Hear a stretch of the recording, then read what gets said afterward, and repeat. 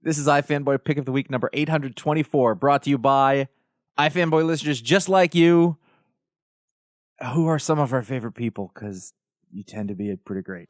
Hello, welcome to iFanboy Pick of the Week, episode 824. I am Josh Flanagan. I'm here with my co-host, Connor Kilpatrick. You having reading trouble this morning? You can shut your face. How about that?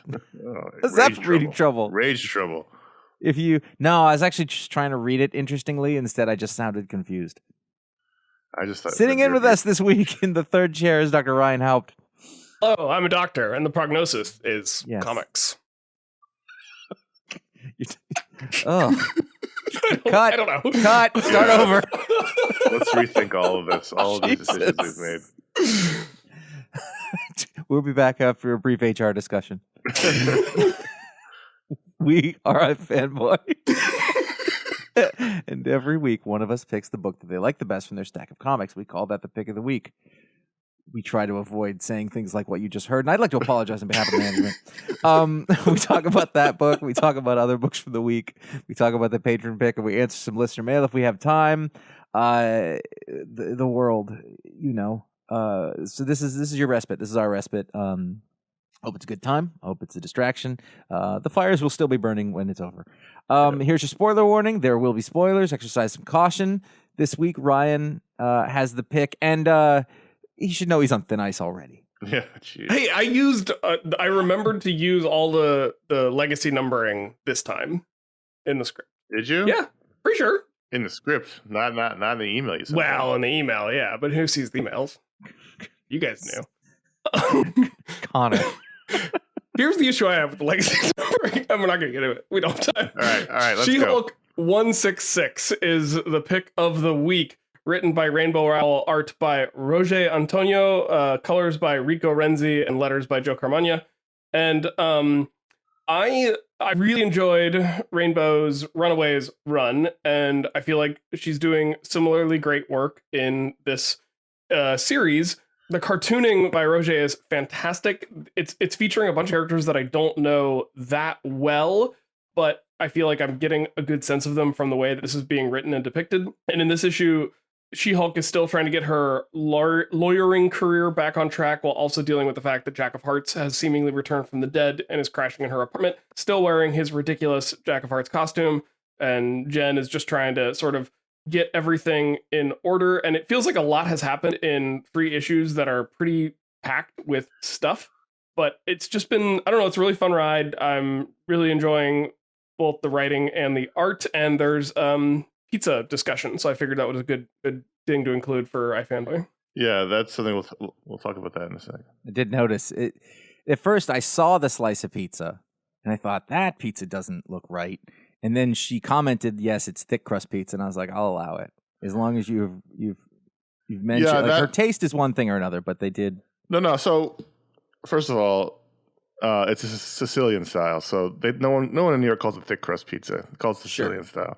But she comes back around later and calls it Sicilian, so I'll allow that brief. Is there a difference between Sicilian and a grandma pie? Yes. Yeah, yeah, for sure. Grandma pies are thin crust. This is a thick, square pizza. So I don't have a problem with the way they hold the slices. Jack of Hearts is a really tempting fate holding it up in the bottom like that, but that's all right. He's not in a good place, though. I mean, he's been, like, you can forgive him. Has he ever been in a good place? I want to get to Jack of Hearts in a moment. Yeah. But I will say this. So 2 things happened. One, also I spent a lot of time thinking about pizza while reading this because they did some things really right here. So any right-thinking American, when they grab a Sicilian slice, they always go for the corner piece first.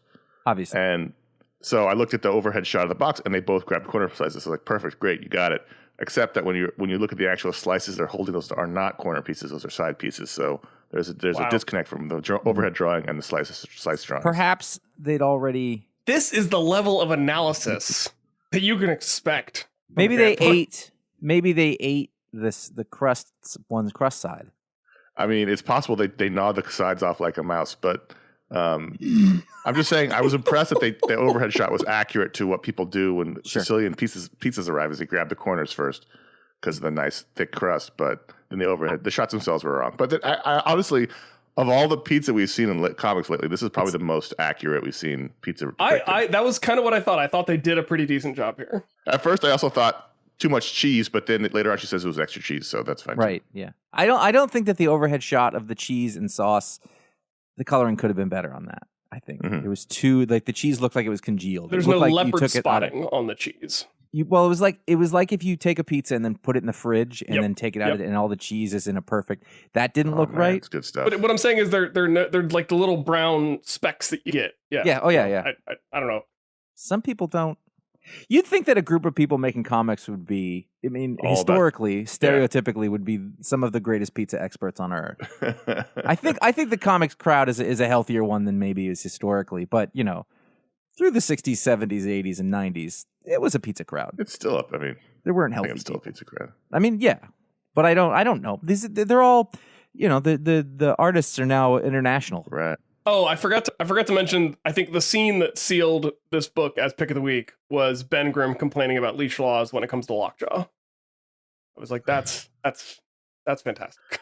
So, pizza aside, it's funny because I don't know if we talked about this last time we talked, because I think issue 1 is also pick of the week, the first issue of this miniseries. I believe so.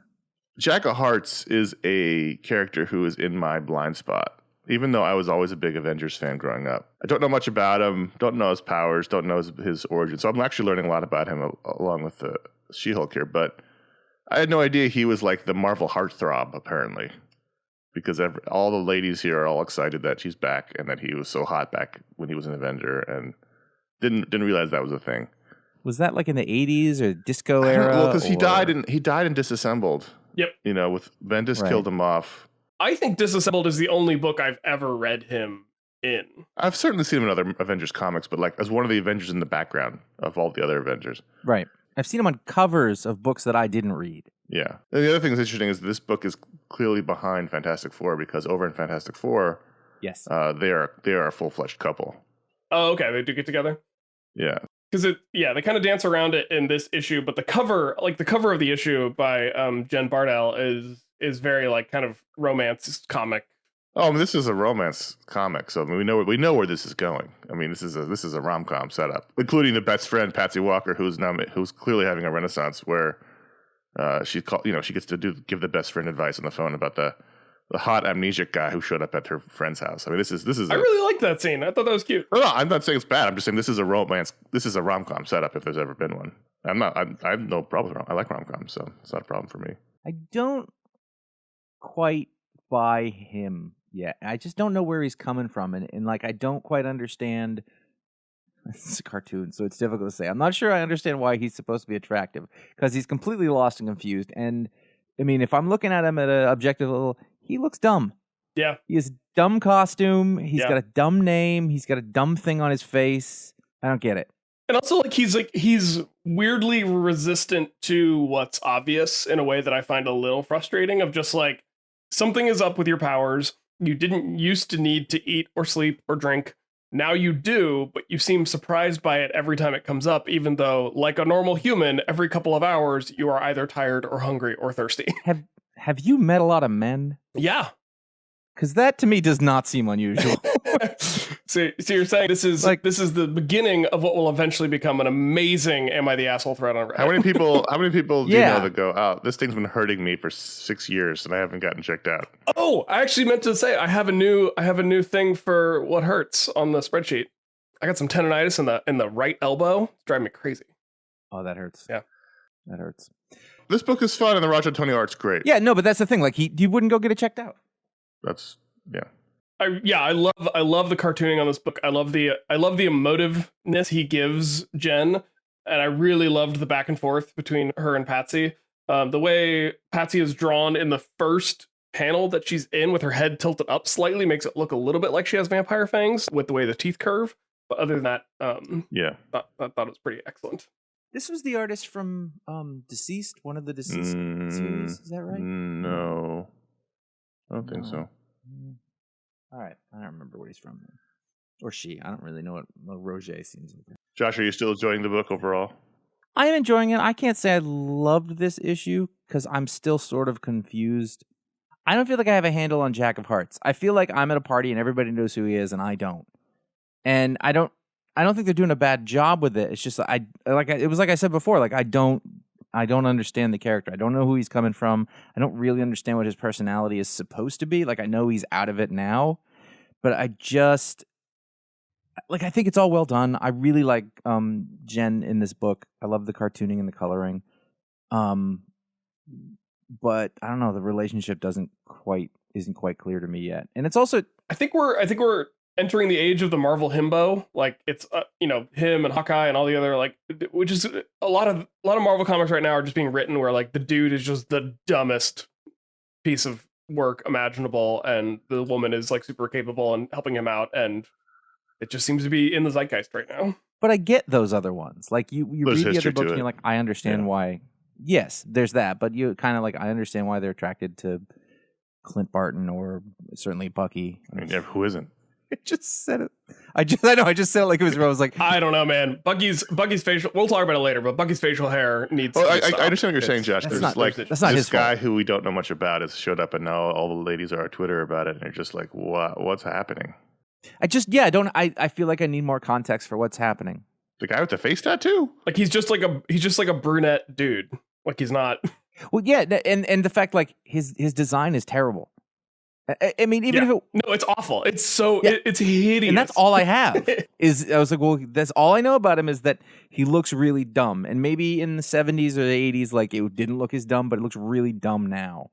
And so I don't get it. It'd be like, to me, like it'd feel like if a guy showed up, in like full Michael Jackson red leather outfit, and everyone's like, oh my God, he's back. And I was like, well, if the guy was really handsome. I think we're spiraling on this because they say he's handsome. It's a drawing, so who knows? But sure. I think it's more of the idea that they're banking on a lot of history here that we just don't have. That's it. And so that's, and that's not a huge problem for me. I'll say, okay, so clearly this was a guy who back then was very, and I'll say back then I was reading comics back then. I was reading Avengers books back then. I just don't remember Jack of Hearts stories at all, so I just no context for him. Josh, Raj Antonio drew the Injustice year one. There you go. Series. That was close. Yeah. Tom Taylor. I just don't I don't see it.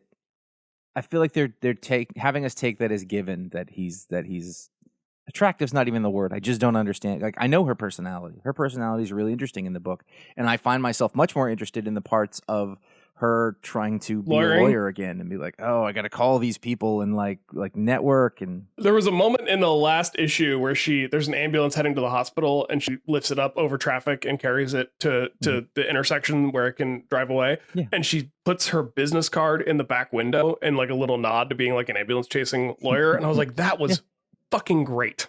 That was such a nice little moment. I'm just more interested in like her getting her life back together and like, oh no, I've got to worry about billable hours, but this should be part of it. This is the part that resonates with me the least, and this is the issue that spent the most time with it. That's all. I don't mind it. I kind of like it. I just there's a lot of mental leaping I have to do because I just don't know about the guy too much, and they're not really doing a ton to lay the groundwork for it. You just have to. They're assuming you know who he is, and it's a good book. I mean, I don't want it to sound like I don't think it's an average book. I think it's a good book. As we're sort of analyzing it, that's where I'm at. Josh, did you catch up on Batman Killing Time since you didn't read the first one last time? Yes, I did, and I very much enjoyed the first issue, and I didn't enjoy the second issue as much. Interesting, because I feel like they're very similar. Like, what's distinct about issue 2 from issue 1 that you didn't dig? I feel like I still don't know what the stakes are. It was a lot of time jumping. It was a lot of Alan Moore, Watchmen very Alan type Moore pacing. Yeah. Pacing. And I'm not entirely clear on what we're chasing. There's something to do with Greek gods. It's in the case like Pulp Fiction. I didn't enjoy it as much. I think the first one, I think the novelty of like, oh, this is Tom King doing a different kind of thing. Maybe I just didn't feel like we advanced very much. But also, there's 1,000 Batman stories right now, and I have a hard time keeping track. I thought this was terrific. I still love the. Yeah.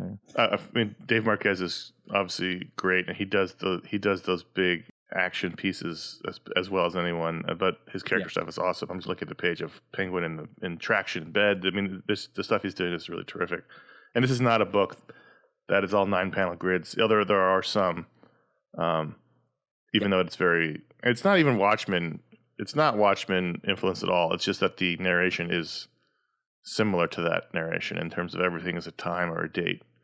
And I find it really compelling because, like I said last time, hardly any books use third-person narration.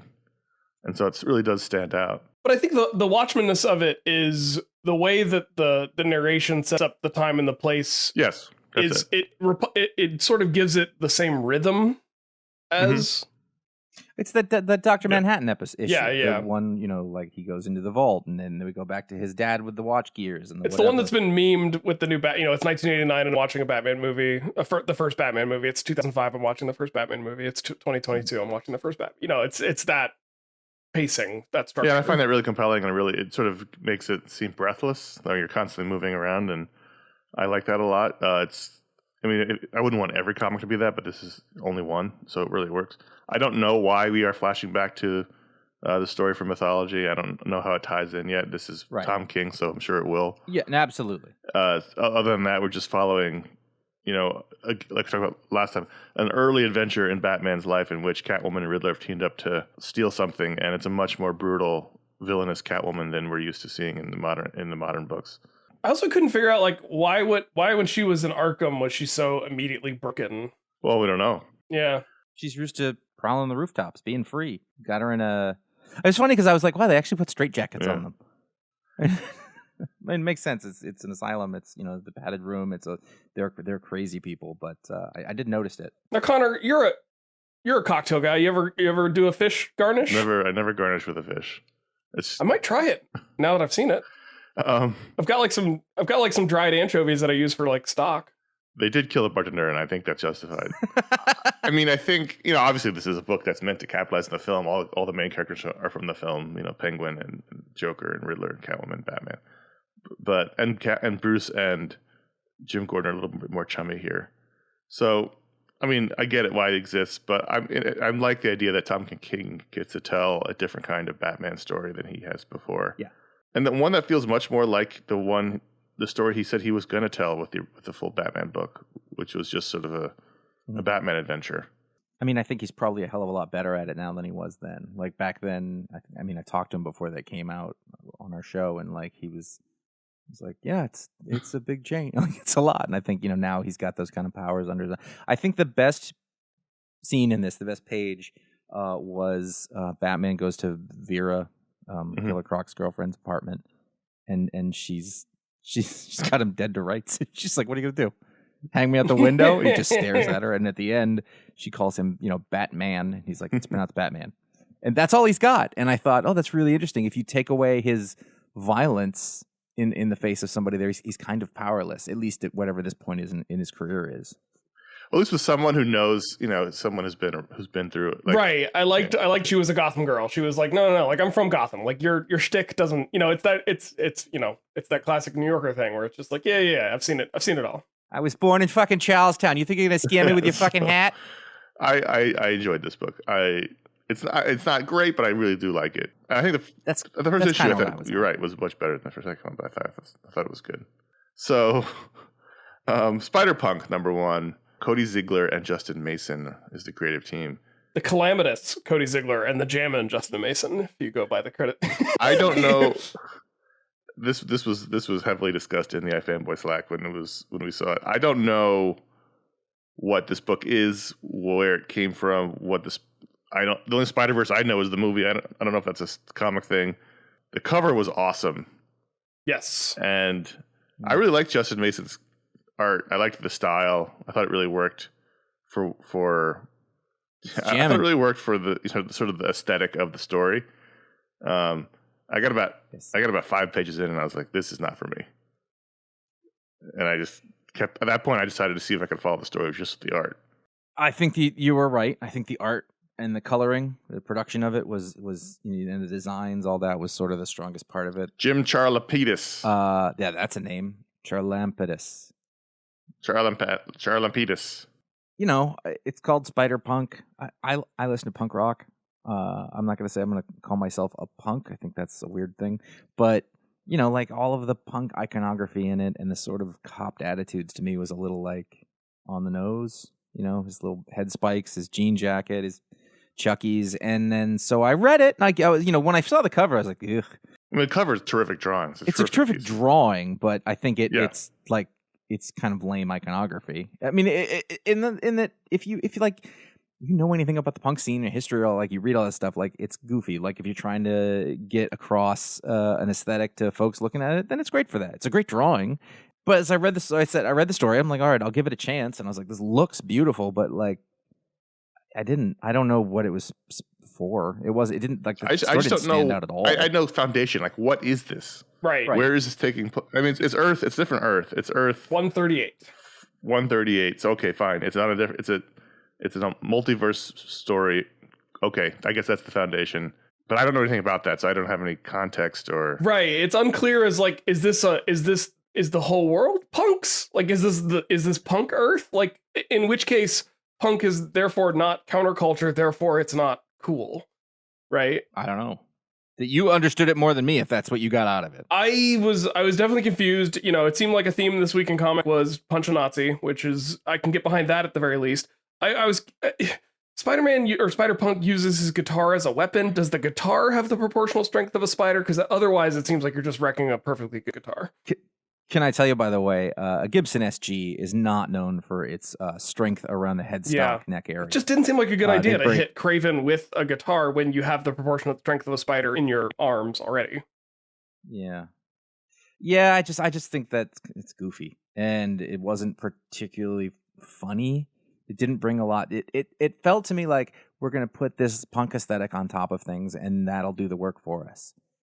Right, and it felt especially like kind of plastered on with characters like Ironheart, where I'm just like, okay, so she still has to be smart enough and tech savvy enough to build like a suit of armor that's Iron Man level, but we're gonna like stencil some stars and graffiti on it to make it look punk. And it was just like, I was like, well, that's dumb. It reminds me of Connor and I were talking about this with the Dark Ages, the Tom Taylor book, in that it's an Elseworld story, but what he's done is there's two kinds of Elseworld stories you can do where you just take the characters and you put a skin over them, and you put them in a different kind of world, but they're still pretty much the same. Or you do one where it's surprising and different. And this is the former. It's like these are the characters. They have a different look and they sound a little different when they talk, but they're basically the same. And so in that way, like I don't know, it just didn't do much.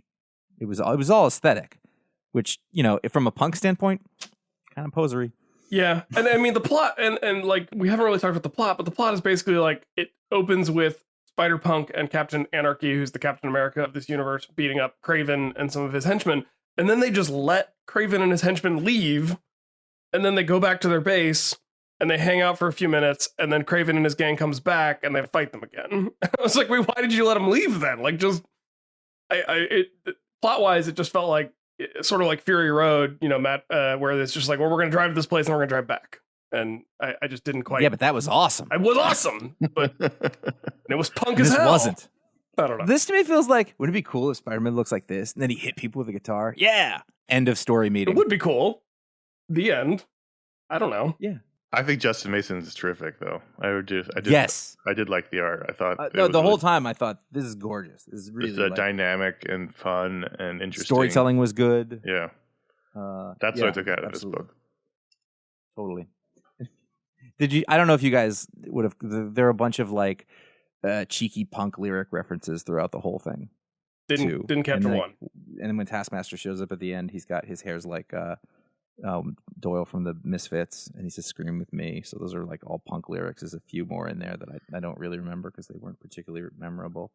But all that stuff is in there. But it's like top level gabba gabba hey hey sort of stuff. And I'm not that cool. That's not the point. But if I get them all, it's fine. So it's I don't know who it's for. Black Widow 55 is the final issue of this run from Kelly Thompson, and lots of art. I forgot this book. Has it been delayed? I forgot this book existed. I took a long time to remember what was happening. So this was the 15th issue of this run. Yeah. And I think it's been coming out pretty regularly. I think it's been monthly. It's been more than a month. It's got to be.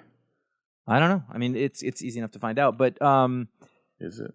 I really enjoyed this all the way through. I think the Elena Casagrande art has been just a complete revelation. And she did another one of those scenes in this one where, during the action scene, you're just seeing all different time and parts of it at once when she's fighting a living blade. I think the living blade is a real formidable villain in this sense, and that doesn't happen a lot. Also, it's one I haven't seen way too many times.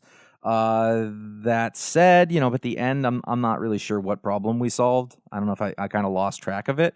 I liked the little team they put together, but I kind of didn't know who everybody was on it. I liked that Clint and Bucky showed up, and there's a relationship.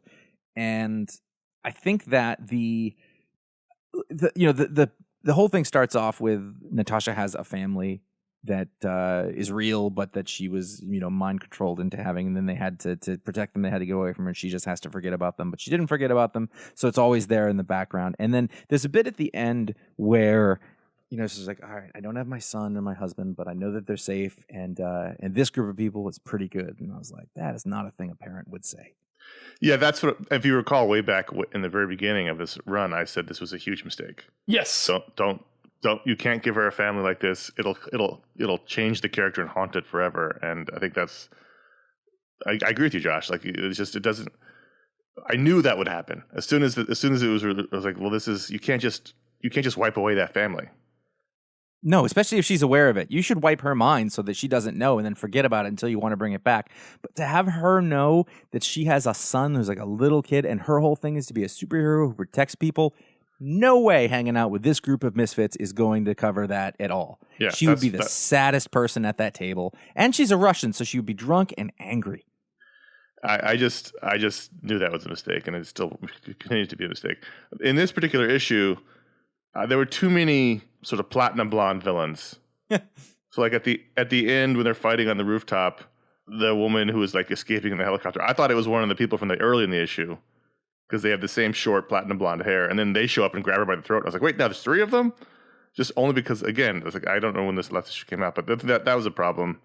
I agree, Ryan. Bucky's got dumb facial hair, but I can't, what are you going to do? Shave. He's going to look different when he comes back in the next. Nobody ever draws him the same, so it doesn't matter. But overall, this was a fun book. Yeah. I mean, totally. This was delayed pretty heavily by the pandemic because the movie was delayed and then they brought this out earlier. But in reading this issue, I went and I looked up what are Spider-Girl's actual powers. And there is not a clear answer.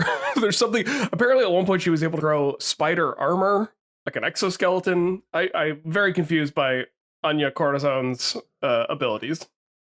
She is whatever the story needs her to be. Yep. I kind of love that. Like, I don't, like, in everything I read about her, it's unclear if she even has web shooters or if she's able to create webs, but, like, in this book, she's basically just fighting as Spider-Man. And I don't quite understand how. And that's fine. It didn't bother me. It just, Well, for a long time, those were her powers, was just, again, Spider-Man's powers. So it just depends on which version of the character they want to use. I will say this, finally, this is not a knock on the book, because I do like the book. I'm just saying this to all writers of comic books and comic book related TV shows out there. It's okay to have a character just be by themselves. They don't have to have a team of quirky misfits around them. That's literally every single. Yeah, no, you're right. You're right. I like this group. I like Natasha. It makes sense that Natasha and Clint and Bucky would always, and she's got a sister. She's got like a built-in team, but like every story now, it's like you can't just have the hero alone. It's the hero plus the tech guy and the quirky science girl, and like it's like every team has that. And the last issue of Spider-Woman was last week, and it was the same. And I was like, I feel like I'm being a jerk by getting them mixed up, but also, they were very similar tones, and some of the characters, the villains actually looked kind of similar, so I was getting them mixed up. I feel like if you had read this, either like, within 2-week intervals, or you read the 2 trades or whatever it would be, some of the beats at the end would be more satisfying. So when they open the room and they find out that they're draining the blood out of Apogee, and I was like, that's vaguely familiar, but I don't know what this means because it's been too long. But I had that exact same thought about the group. I was like, oh, you're always doing a show, so you can have an ensemble cast. It's always a team book people. Now. Every book's a team. Also, book. I feel like as good as Bucky is, Winter Soldier and all. Whoa! Be careful. He does like a thing where he like puts his arm behind his back and fires off a shot at a helicopter rotor. And it seemed unrealistic. Whoa. That's the only unrealistic thing I saw in this book. That's the most unrealistic thing in the book. The one guy. Not her arm being reattached through magic. Nope. The one guy who did a thing that Buffalo Bill would do in Wild West shows 150 years ago in real life. Yep. You couldn't get behind that. I'm sticking with it. I stand by my take. All right. Fair enough. I want to take a second to thank the folks who help support the show and let you know, if you haven't, and why not, how you could do that. But first of all, let's start off with patreon.com/iFanboy. That is the place where folks who want to directly support the show, they say, we like this show, we like what you're doing, and it's important to me that it continues. How can I help out? Well, you can go there. It unlocks shows that everybody gets to listen to. Your Talk Explodes, Media Explodes, Book Explodes, other Explode type things, your Hangouts. You're part of a great community on Discord or on the Facebook group. And you're adding the more people do it, the more stuff that we have to do. I mean, the more shows you get to listen to. The next stretch goal would be to add a comic book television show coverage of some kind that we'll worry about when we get closer to that. For 1 second, I thought you were saying we were going to start making a TV show, and I was like, "Whoa, wait a minute!" I mean, we tried that. I don't have time. No, definitely not. The patronage would have to be enormously increased. Yeah. You can go to iFanboy.threadless.com. If I check down right now, I'm wearing a crew neck, so it wasn't as easy as my normal zippy. Yeah, Clint is dead is the shirt I am wearing as we speak. It speaks to the nature of Clint Barton being dead in many, many ways. You can find 12 designs that you can put on t-shirts and other stuff. Lots of other stuff. Our newest design is the Gosh shirt. I need to get it, but I also have a lot of shirts. I think I could cull the shirts, then get it. I have a purple one. My wife has been asking me to do a shirt cull for, I want to say a year now, at least. I won't do it. Well, one thing that helps is gaining a lot of weight. You can just, not a lot, but I typically live between medium and large, and that can go either way. So at ifanboy.com support, you will find direct links for PayPal if you don't want to deal with any of that stuff, but you'd still like to donate something in there if you'd like to. None of this is compulsory. We appreciate everybody who does, but you can listen either way, and we will not love you any less. It's just that we will love them more. You can work that math out. ifanboy.com/Amazon is where you'll find links to buy all the books on Booksplode. You'll always find a link for the music on the show. On the show page, you will find a link to buy the book itself, the pick of the week.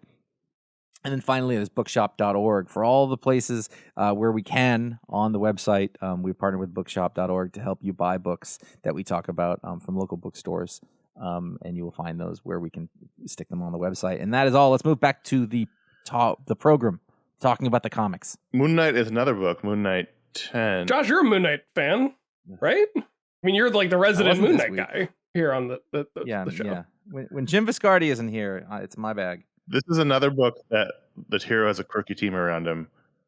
Again, not always bad, but everyone has it. So when it becomes ubiquitous, it becomes a problem. But he has like a whole like Tigra and his vampire office manager and that dude. And so anyway, this book was terrific. Yes. This was another great issue. I love this series. This issue particularly was terrific. Moon Knight is a bastard, and I think that's part of his character. And he does something really horrible here in this comic, although not necessarily unjustified. And so I always like it when the main character is like, "You've hurt my friends and family. I'm going to come and destroy you." And that's sort of the cliffhanger here. It was great. Like if you actually look at the cartooning that was done, the therapist that he's talking to like starts to sweat pretty early in the issue, and it like gets worse and worse until the reveal that like they're not who they say they are, and Moon Knight is going to do very bad things to them. And I thought that was so well handled. The slow burn of it, the reveal of it, it was just incredibly good comicking. Jed MacKay is terrific, and he's been really strong on this book. Moon Knight's, we've been talking about it. It gets like 20 issues, and it reboots itself with a new creative team. But this one has been particularly strong, and the last couple have been strong. It's been a good run for Moon Knight in general. Last couple of years. I did think though that when the therapist, the whole time I was like, a therapist wouldn't say that. When then it's revealed that, I was like, oh, it's Clayface to Batman. I see. Like that, they have to be aware they're doing that, right? That has to be a self-aware thing. Yeah. As long as it is, I'm fine with it. Yeah. No, there was a point in the beginning I was like, well, she's really revealing information about her other patients. It's like, it's not a good thing. And she's pretty aggressive. A lot of books, not a lot of books, so several books I'm reading ended this week as they were meant to. This is the final issue of The Thing. Oh, did you start reading this? Because last time I talked about this, you were I've been not reading it the whole time. Oh, yeah. Oh, really? You're talking about Josh wasn't reading it. Okay, I feel like you and I talked about it, but I guess I misremembered that you weren't up on it. Yeah. No, I've read all every issue. Cool. Walter Mosley, Tom Riley. Tom Riley is just terrific, and they're doing another miniseries. I don't know if it's the same team, but Clobbering Time #1 is coming out in June with Thing and Hulk. But I thought this issue was it was my least favorite of all the issues. I'll just say that. Okay. I don't know why. I think the writing was a little, I don't say simplistic, but I was just really tickled that when we last talked about this book, correctly surmised that the kid was an Owatu watcher person. Yeah. And that was revealed in the previous issue, but I just wanted to touch base on that. And the girlfriend is death, and the kid's in Owatu. I did like that. There was a couple of moments here I really did like, and the Thing has this helmet on and lets him see things, and he sees a bunch of the heroes and what they're doing. I just love the issue of the idea of Peter sitting on a rooftop with a sandwich with his mask up. It's just so it's just such a Peter Parker thing. He's just having a sandwich on a roof. I like that so much. And then the really sweet moment was that Alicia gets brought down to hell, and in hell she has her sight. Right. And so she sees the Thing for the first time. And then when they all come back to Earth, she loses it again, but they have this really sweet moment of she's not going to forget. Right, but she says it's you. You're so beautiful. I thought that was just a really sweet moment. It was great. Yeah, I like this miniseries quite a bit. Yeah, me too. I thought cool. I'm enjoying his series, The Last Days of Ptolemy Gray. Walter Mosley. It's a program on the television, but Batman Beyond Neo Year #1 by Colin Kelly, Jackson Lansing, and Max Dunbar doing the art. And I really wanted to like this. I'm a big Batman Beyond fan. This was okay. It introduces a new villain who's kind of got a cool, malleable lightsaber shtick. And I thought the art was really well done. It evokes the show without being, tracings of what the animated cells look like. It's different enough, but it's still recognizably Terry McGinnis. I don't think this was as strong as Batman Beyond the White Knight by Sean Murphy the other week. So I enjoyed this. I don't know if I'm going to stick with it, but I did want to give it a try because I like the character and the premise enough. So. Devil's Reign 6 is the final issue of this miniseries. I didn't want to let it pass by without noting a few things. Number one, it was just a Marco Cicchetto tour de force. There was a lot of fighting, a lot of big group fighting in this as the sort of battle for New York came to a head, and I thought there was just some incredible panels and pages in here from him. But also, Wilson Fisk no longer the mayor. Thank God. Luke Cage now the mayor. What? Well, he's running. He hasn't won. No, he was appointed mayor. It says at the end. Oh, no shit. Yeah, it says. I think it was in the fucking essay. Yeah. What? Yeah, it says. Luckily, the right man is on the job. The newly deputized Mayor Luke Cage. That's not how that works at all. Yeah, don't tell us the story beats in the essay. I don't even mean that, just administrative wise. That's not. Yeah, I think the deputy mayor becomes mayor at that point. He's just a candidate. He hasn't won anything. And then Wilson Fisk, for a second, they were going to make him president, and I was like, "Oh God, he already looks a little bit like Lex Luthor." Now we're doing that, but then I liked the swerve on that. Yep. And it seems like Wilson is going off to semi-retirement with Typhoid Mary on a boat. He literally sailed off into the sunset. Yeah, while his son becomes a new kingpin. I thought this was a strong final issue. I've enjoyed this miniseries. This seems like it was a capper to Chip's Daredevil run. I don't know if that's true or not, but felt like it. Well, it looks like we're getting a new sort of Daredevil epoch that's going to start now, where Matt and Elektra are going to go take down the Hand, and that'll be like their thing. And I'm fine with that. Switch it up. I'm looking forward to it. Been in the city for a long time, and I do like that. It actually felt like the ending of a story, which you don't get very much. Usually at the end of a run or something like this, it's still just prelude to whatever comes next. And this seals up the story with the super rich people. Mm-hmm. It gave Wilson Fisk an ending of a sort. It just felt like it had a little finality that you don't always get in here. So I appreciate that. And there's just a lot. I thought there was a lot going on. Cicchetto had a lot of characters to draw. Yes. A lot of big action sequences. I thought it was a beautiful book. I've enjoyed this whole miniseries. Yeah, pretty good. I thought it's been good. So there you go. Those are the comics we wanted to talk about. But at patreon.com/iFanboy, every patron of the show gets to vote to add a book to the rundown. And this week it was a alleyway knife fight between the Rocketeer, The Great Race #1, and Spider-Punk #1. And the winner was the Rocketeer, The Great Race #1 by art and story by Stephen Mooney, colors by Lynn O'Grady, and letters by Sean Lee. This is from IDW, and this is a new Rocketeer miniseries to commemorate the 40th anniversary of the character. That's crazy. The last Rocketeer miniseries I read was the Wade Somney one, I believe, which was terrific. Cargo of Doom or something like that. Anyway, I love the Rocketeer. He's just one of those characters that's been around my entire life, almost, and is sort of on the edge of superhero and pulpy. One of the best designs of a character. Yes, Dave Stevens' creation, who's no longer with us, star of a great film. And I've always just liked the Rocketeer. I'm always happy to check out a new Rocketeer book. And I thought the Stephen Mooney art was terrific. I really liked his style. It was had a little bit of weirdness to it, which I liked. But, he did the Rocketeer action really well. Rocketeer lives in a fun zone. It's the early part of the last century. It's the lead up to the World War II. There's Nazis in Los Angeles. I keep waiting for what's his face, the Welsh guy who did the pulp thing to show up. You guys are gonna be mad at me for blanking on the name.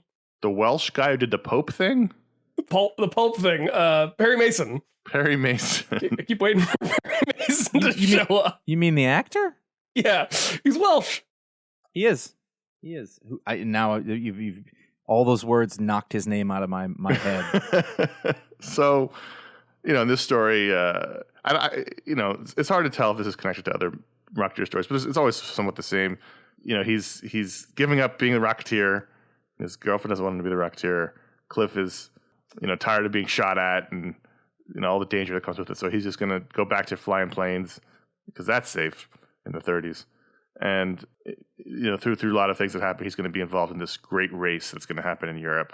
This airplane race from not Howard Hughes that is sponsoring him to be the pilot, and obviously it's going to get involved with Nazis and things like that. I was frustrated by the plotting in this because it's like he hears that there might be Nazis up in them there hills, so he goes to find out, and turns out there were Nazis, and he punches them for a bit and then flies away, and they shoot at him, and like he panics, but then he has like a flashback that kind of gives us a history of the character, and then he's like just fine at home, and we never learn like why did his jetpack not explode, and then the whole like the driving force of the plot is he promises to stop being the Rocketeer, then gets offered a job not being the Rocketeer, and then is super conflicted about whether or not to take this job, even though it is within the parameters of what he promised to do.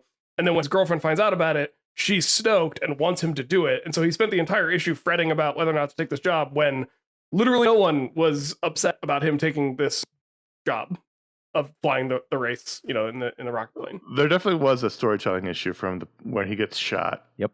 His pack gets shot up by the Nazis. And the very next panel is a double page sort of, history of the Rocketeer. And then the next thing we see is him landing on a bed. And I was like, wait a minute, what happened? Because the last thing I saw, his pack was blown up while he was in the air. So there was an issue there, for sure. I mean, he's falling through the sky in the double page spread in the foreground, but how did he get from the sky to the bed? That was an issue. And then we see that like the jetpack has been shot up, and he gives it to his buddy. And I also, whenever I read a Rocketeer comic, I can't help but remember that I preferred the rocket pack design from the movie to the one that in the comics. And I know the comics one is the original one, but I think the redesign for the movie was just better. Yes. It's because the one in the movie, it looks more Art Deco than the one in the comic, which looks more like Flash Gordon. A little trash can? So I just think the movie one leans into the Art Deco-ness of the series, which makes the series so cool and stylistic. And like we see that the jetpack's been shot up, and then later he's like got the jetpack and it's fine. It looks exactly. That's because Peeve is a genius. Yeah, but Peeve didn't invent the jetpack. Like, didn't he just find the jetpack? Yeah, but he can fix anything. It was Nazi science. He can fix anything. These darn Nazis. Josh, I assume you did not like this. I liked it fine. I thought it looked really cool. There's a bit. I don't know how to explain it, but there's a bit in the art where occasionally he'd draw a character like that one where he falls in the like after he falls in the bed and the girlfriend is there and she just looks like she's pasted in. Yeah. She doesn't look like she's part of it, which is part of like the aesthetic because she's basically doing a pinup girl pose or whatever. There's just a couple of things where like it doesn't seem to gel together. I like the elements of it. The way that they drew whoever the Howard Hughes guy or whatever, the guy with the plane, like I don't know. Dalton Nikos. He just looks like he's different than all the things around him. He almost looks like out of focus relative to like the way the other characters have a sharp line about them. I feel like that's on purpose, but I don't understand what it's trying to communicate. I think the part that you're talking to earlier, that where the story, the action scene was going on and then it was over. I was like, what the hell just happened? And then after that, I kind of got my bearings, but I then after that I felt unsteady. So I was like, once we get to the part where he offers him the new job and he go, this sort of demanded that there's a recap, but you kind of have to know what the Rocketeer is, which isn't too hard to figure out. And I think they did a good enough job with that, but I had to orient myself for a little bit. I think the writing did its job, but I think that it leaned on the fact that like, well, we can be vague about some of this because it goes with the aesthetic, which is fine if you love being in the aesthetic. But I kind of was, I was like, I want a little more story, I think. Because it's all pretty basic. It's sort of what I'm saying about the Spider-Man thing, but how do the pants work? Jodhpurs? Like what causes them to have the little whoop off to the side? The shape of the fabric, and then they sew it so that it has that curve. But like, why? Is there a reason? Yeah, so you can wear high boots. But couldn't you? I mean, I feel like I could wear high boots with the jeans I'm wearing now. Pants are always about lines and the shape that they're giving you. At that time, they wanted it to look that way, and they thought for some reason that when you ride a horse, the top part of your pants should be billowy. I don't know. But he's a pilot. He's not on a horse at any point in this story. I know, but that's where those come from. I feel like planes are the horses of the sky. Yeah, like that's like early on they were like, well, what's the closest kind of outfit we have for this plane thing? I was just thinking we should bring back Jodhpurs. Actually, looking at that. No, I think we should bring back high boots. Further, how come directors wore them? I'm on record as before I die, I want a pair of boots that I have to fold the top down like Captain America does. That's important. Oh, sure, pirate boots. Yeah, no, I mean, who, what right-thinking man isn't? But it's a good question, Josh. What was the aesthetic that the film director was going for? Cameras are the horses of the cinema. The ground. Yeah, I guess like they're masked, like they're riding. Or they saw Cliff Secord and they were like, those are cool pants. Wear those. I mean, that's not an unusual thing for Hollywood. He was in Hollywood. He's in LA. He's flying around. Sure. People would have seen him. Directors would have, they would have been paying attention. Except he's not real, and they did really do that. He came out much later. Yeah. I thought it was fine. I didn't love it. I didn't hate it. I don't have a particular affection for the character or anything, although I think it is really cool. Like, it's a really cool concept and time. I think I would have liked it more if it was a little more of a straightforward story instead of that sort of, gauzy, Hollywood movie version. Matthew Does Rhys. that make sense what I'm saying? Yeah. I didn't look it up. One of the I greatest just actors remembered. of our time. Yeah. Oh man, you're going to be settled right into middle age. Enjoy that. It was fine. But wasn't my favorite thing. Yeah. So ratings on The Rocketeer, The Great Race #1. Ratings out of 5. I give Matthew Rhys a 5. But yeah. I'm going to give this book a 3 1/4. I liked it. It was fun, but not great. I'm going 3.5 because I have a lot of affection for the character and this scratched the itch enough, but there were issues with the issue. I probably will stick with it, but not without some grumbles. 3. I'm going to stick with it as well, if only to see what's going to happen with the race. But Josh, you didn't tell us what you rate Matthew Rhys on your ratings. 5.8 on a scale of 5. He's so I'm not good. kidding. He's so good. We haven't seen any Matthew Rhys in a while. I'm really upset about it. But during the pandemic, Lindsay and I watched all the way through the Americans, and then Perry Mason came out near the end of it, and I was like full on fanboy. And now it's been too long. Oh, they're shooting season 2. Oh, he's so tortured. So, patreon.com/iFanboy. Every patron can vote to add a book to the rundown, but the $5 or higher a month patrons get a superpower live on the show, like these 3 patrons. Josh, kick it off. Well, here's the best thing I came up with for Stu Wars. And I'll just let you know, I'm not proud of this. He's the helicopter. Okay. He has a little helicopter backpack that's really loud. It belches smoke. It's not particularly fast, but he can fly around like with the it. Inspector Gadget? Like, how is that a power? No, it's like... Because Inspector Gadget had a little helicopter come out of his hat. It's a gadget. Okay, well, hold on now. Are we saying it has to be a superpower? Like, you can't... We couldn't, for example, come up with a Hawkeye type thing for this. Well, Hawkeye's power is he's really, really good at. No, but aiming. Hawkeye doesn't have power. He's just a human who's really good at aiming. Or Batman. Batman doesn't have any powers. So we can't give somebody a thing? We can't give somebody a skill? I think it has to... I don't think so. I thought we were giving him a There's gimmick. a fine line between power and skill. I think it's a gimmick. Skill it's is something you can train and earn by hard work, whereas a power it's there, just is.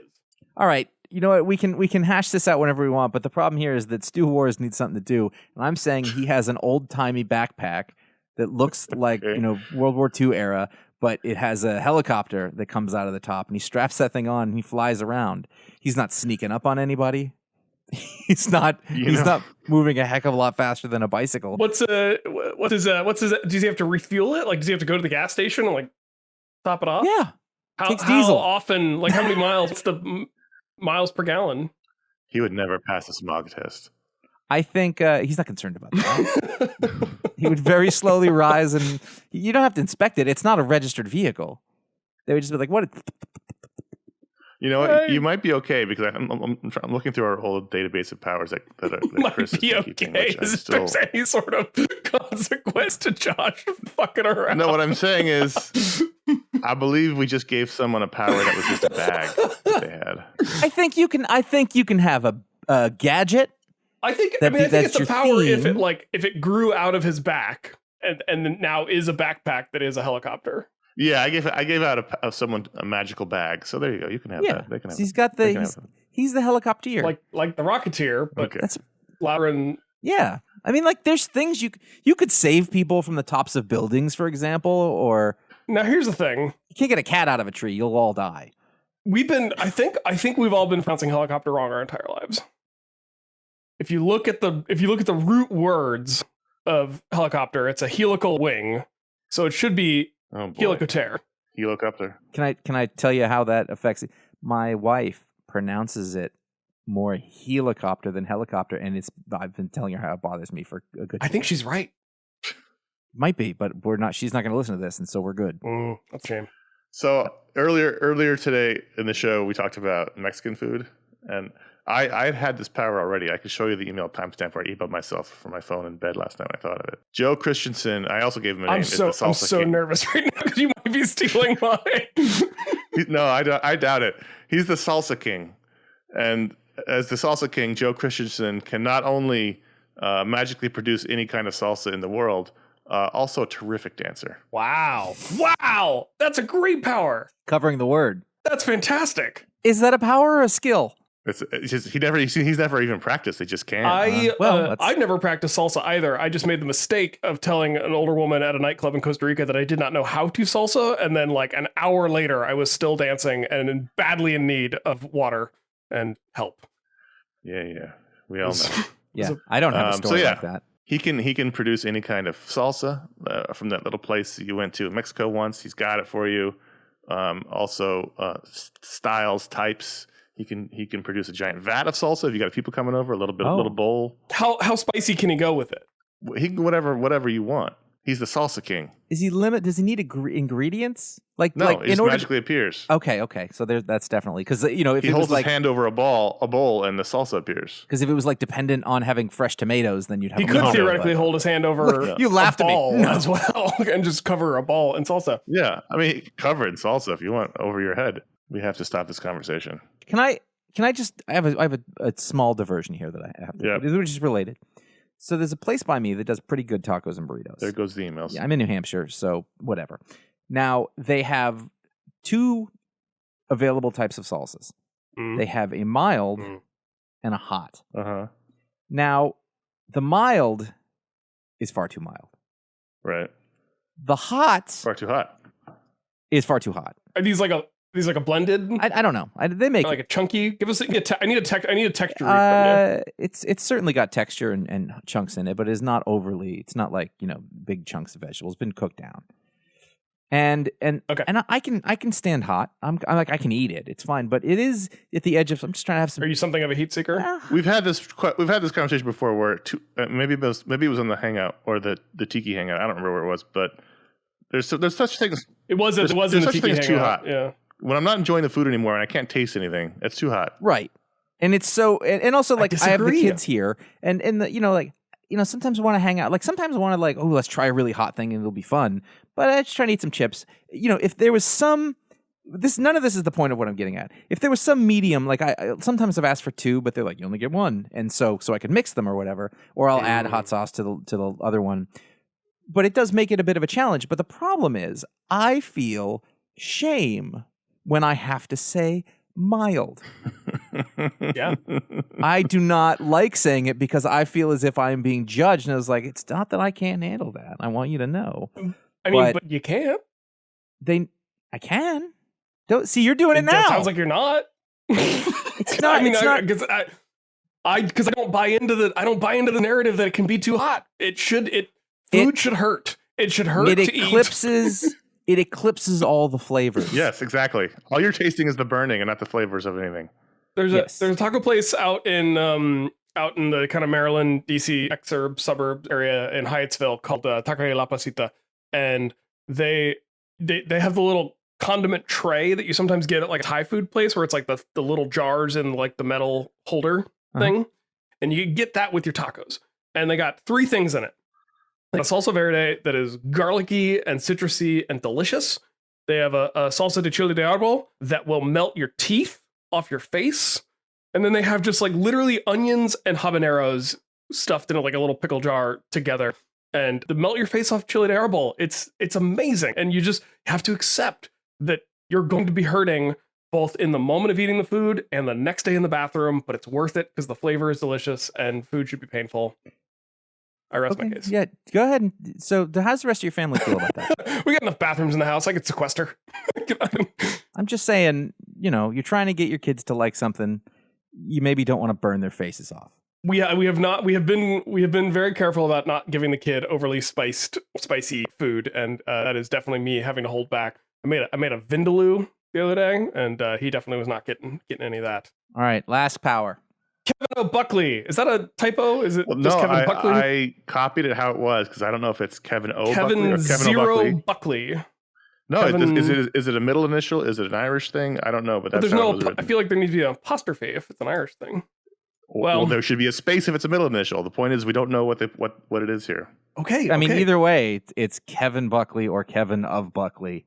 Or Kevin O. Buckley. Or Kevin Oswald Buckley. Kevin O. Buckley is the rapper. He can rap anything perfectly. Burritos. That's a skill. GIFs. Oh. Tamales. Vinyl. Enchiladas. Taquitos. Much like Connor, I am craving Mexican food and want a burrito. I want a mission-style burrito so badly. But no one on the East Coast, no one east of the Mississippi, no one outside the Bay Area seems to know how to wrap a burrito properly, and it's a problem. And Kevin is here to solve that problem for the good people of these United States and the world, because he can wrap anything, including mission-style burritos, and he can do it anywhere in the world, which is sorely needed. I could use that guy around at Christmas. You know, Josh, I was in San Francisco in December, the month in which Christmas occurs, where wrapping happens. And a pandemic thing I've noticed is salsa bars, thing of the past. You can't all these taquerias I used to go to that had salsa bars, gone. And it's so sad because that it solves your problem. You used to be able to get whatever mix and blend of salsas you wanted, and now you can't. Again, normally I can find something I like. I'm saying at this particular location, one too much, one far too little. That's all. No, but I'm just saying, like, the taquerias that used to have a fantastic salsa bar, where they'd have like a pico de gallo, they'd have a salsa verde, they'd have a salsa roja, they'd have all the salsas you need to have a fantastic meal. And some weird pumpkin pineapple thing. Exactly. Yeah. Fair enough. Salsa calabasa. It's gone. All gone. Patreon.com/iFanboy. That's where you can go and give $5 or higher and get your power live on the show, like Stu and Joe and Kevin. Thanks for Stu Wars. whatever his proper name is. Thanks for being patrons. We can do a quick. Yeah, let's do the second email. one. The first one might. The second one, or the first one, or the second one. You can decide. It's your show. You decide. I think I say the second one. All right. The first one references the Go-Go Power Outhouse, and I appreciate that. Move along. David from Houston. Let's talk about the email. The we're first not reading. one. The email we were doing is from Smasher. It says, I've been thinking about this question since the last episode, whenever you wrote this in. If you could do a Trading Places style mind-body swap between a Marvel and DC character, who would it be and why? How would these personalities change? Powers remain with the characters' bodies, affect their respective characters' plot lines and overall shtick? I have an answer. Well, That's good because I'm still working out what the swap their question minds. is. Well, Trading Places, Trading Places is not a body swap. It's not a Freaky Friday. Okay. I think they're suggesting a Freaky Friday, not a Trading Yes, Places. Right. Yeah, they're or any of those. Trading 17 Places- again, vice versa. Trading Places is a fish out of water. Right. Yeah. Double blind. And then Or there was that movie with Vince Vaughn recently, Freaky. That's like Yes, I watched it. I liked it. I thought it was cute. Those It's are. like I mean, it wasn't great, but it was fun. stay on target. No, it's fine. Batman and Moon Knight, right? Because Mark Spector would just think like, oh, I guess I'm a Bat guy now, and like Mark Spector Yeah. would totally roll with it, and Bruce Wayne would be really frustrated, and I think that would be interesting. I think Mark Spector would be like, oh, this is much easier. I like anybody else would be really stressed out to be in Batman's head, but he'd be like, oh, this is relaxing. This is good.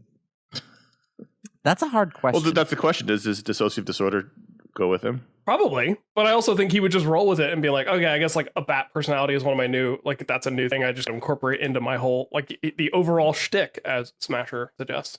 Is dissociative disorder, I mean, it's got to be chemical in nature, yes?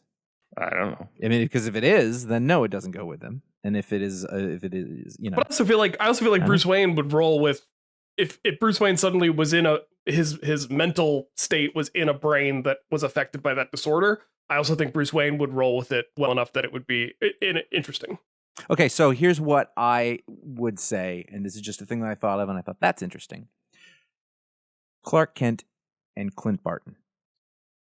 All right. Okay. Yeah. And so Interesting. you've got Clint Barton all of a sudden with the powers of a god and the sun, and then you have Superman who would have a normal body but be able to hit things from far away. But he already can hit things. And I so think far that- away. I think that's interesting. Yeah, but that's all he can do now. It's true. And you got Clint, you know. And by the way, this is 80s, early 90s Clint Barton. This isn't any of this Real fucking Clint Barton. self-aware thing. This is a guy who is has incredible self-esteem issues. You know, is a good guy, wants to do good, but needs approval. You know, overdoes everything to try to prove things, and he's Superman. And now he's the most powerful being on the planet. Yeah, that's not good. That's not good. That's an That actually would be a really interesting story. Yes. To have to put that much insecurity inside Superman's body. that doesn't end well usually. Yeah. But so that's the one that I thought. What about you, Connor? I mean, these are all good answers. I don't have a better one. I think the Superman Hawkeye one's a good one. In a lot of these contexts, there are characters that are sort of the one-to-one transfer. Like you could do Mockingbird and Black Canary. You could do Selena Kyle and No point. Felicia Hardy. Like No point. But why? They're the same character already. I know, but the problem I'm having with this question is that's where my head goes when I start thinking about like, okay, I'll pick a character from either DC or Marvel, and then who would I swap them with? And my brain goes to their analog, which is not helpful in this context. So what if Bruce Wayne ends up in Wolverine's body? They did that. It's called Dark Claw in the He'd be Amalgam so universe. thrilled. Batman would. I think Bruce Wayne would be like, "Fuck yes, this is the best thing that ever happened. I'm more compact now. I get healed. I can smell evil." Yep. I don't think Logan would like it. What do you take Ben Grimm and put him in like, and then It's got to be. I mean, that's the whole point of Trading Places. Is Dan Aykroyd and Eddie Murphy's characters are not the same person. They're Right. very, very different. So you have to pick very, very different characters, to make this interesting. Billy Batson and Ben Grimm. You can't take a male character and put him in a female character's body because it's too many other weird things. Like, all right, I'm gonna go in the other room. I'll see you later.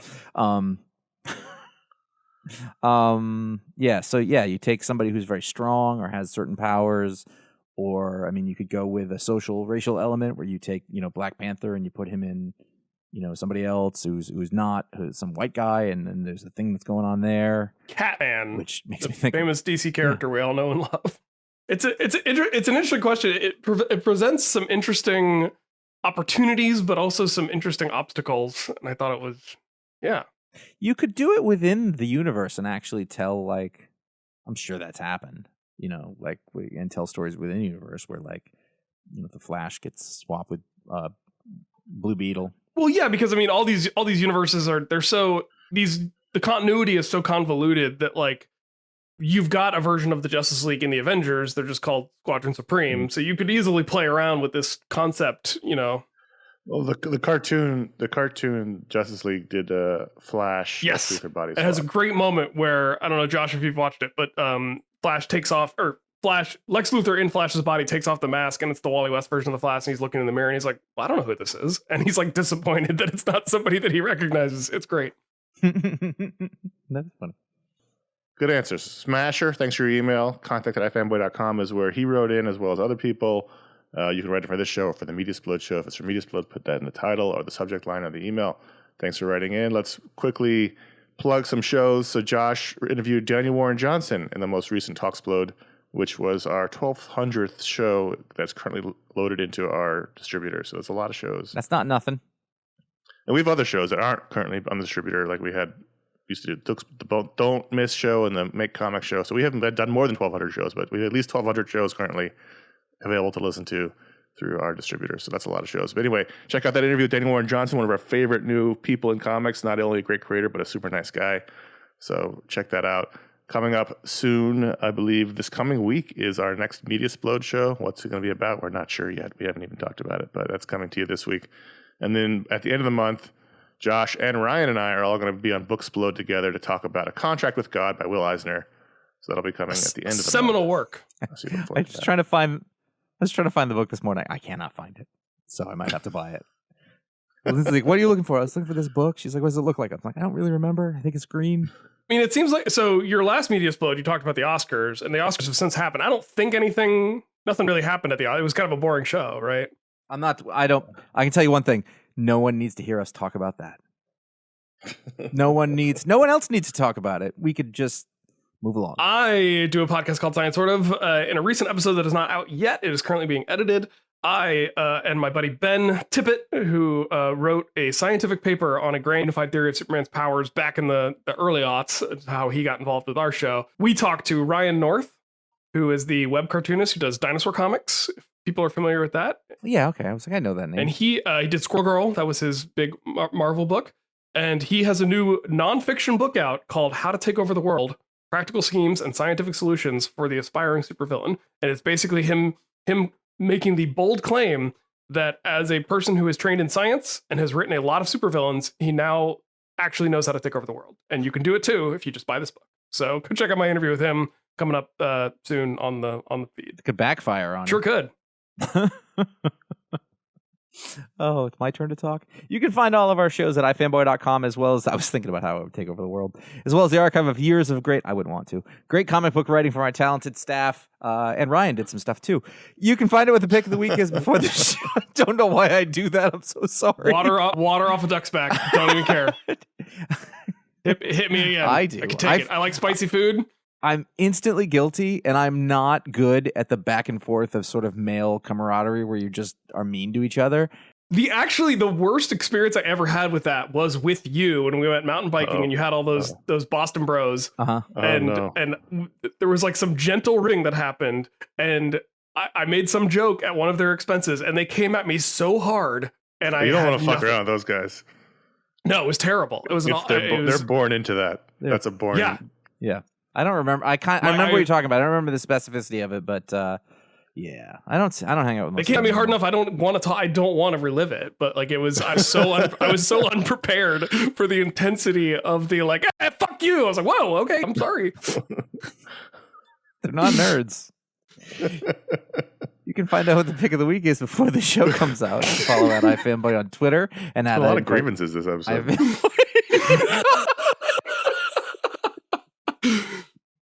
I would love a grievances. I would love a grievances segment. But you can't prepare a grievance. You can only be reminded of a grievance in midstream, and you have to deal with it then. iFanboy Comics on Instagram. You can follow us individually. CS Kilpatrick, J.A. Flanagan, and Ryan Haupt on Instagram, and just old Haupt, Haupt on Twitter.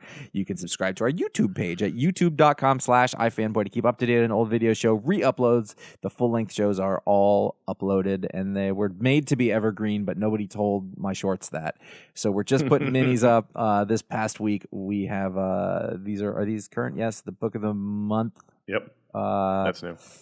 Episode where we talked about Captain America Operation Rebirth.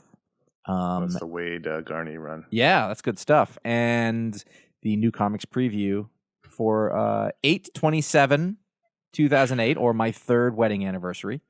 Ooh. Yeah, look at that. Well, you can go back now and see what comics came out that day. Yes. Actually, you can go back and see what comics may or may not have come out that day because we were too stupid to stop picking indie books that never came out on time. Yeah, that's true. Anyway. I don't think you can complain about your shorts, Josh, when Ron had to do the Sandman episode. He volunteered.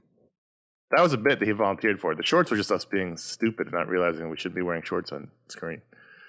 From that Although, to be fair, Ron did not know he was going to do that for the whole show. He agreed to it, though.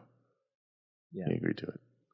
Hey, if you like the show, consider leaving us a review or leaving a star rating. Wherever you listen to podcasts, and Apple Podcasts is the most popular one, but anywhere you listen to podcasts, it does help people find the show. We do thank you for that. If this show, for Science Sorta, for any show you listen to, it's a great way to help your favorite show, or even a show you just like kind of a little bit. You can just help the show out. It takes a second. We do appreciate that.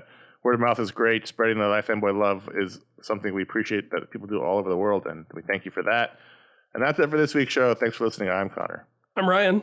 That makes me Josh. Now, baby, listen, baby, don't you treat me this away, 'cause I'll be back on my feet someday. Don't care if you do, 'cause it's understood. You ain't got no money, you just ain't no good. Well, I guess if you say so, I'll have to pack my things and go. That's right, hit the road, Jack. And don't you come back no more, no more, no more, no more. Hit the road, Jack. And don't you come back no more. What you say? Hit the road, Jack. And don't you come back no more, no more, no more. You guys If I check the notes. think any astronauts have taken the podcast with them up onto the International Space Station? You said all over the world. Now I'm thinking about, like, where else? I What's wish. possible? That'd be the greatest thing. If you ever listen to our show in space, let us know. Because I know my show has listeners in Antarctica, and I think that's amazing. And so, All right.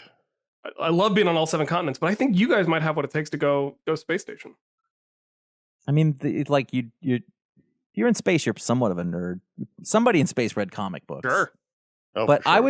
I would hope that their current pursuits wouldn't leave them time for this. That would be the only reason why it wouldn't happen. I remember. Listen, you're out there on doing your spacewalk. It's mindless. You got to listen to something. Yep. Josh makes a dumb joke. You miss your handle hold. You fly off into the vast maw of space, never to be seen again. I like knowing that the inside of spacesuit helmets have a little nose scratcher.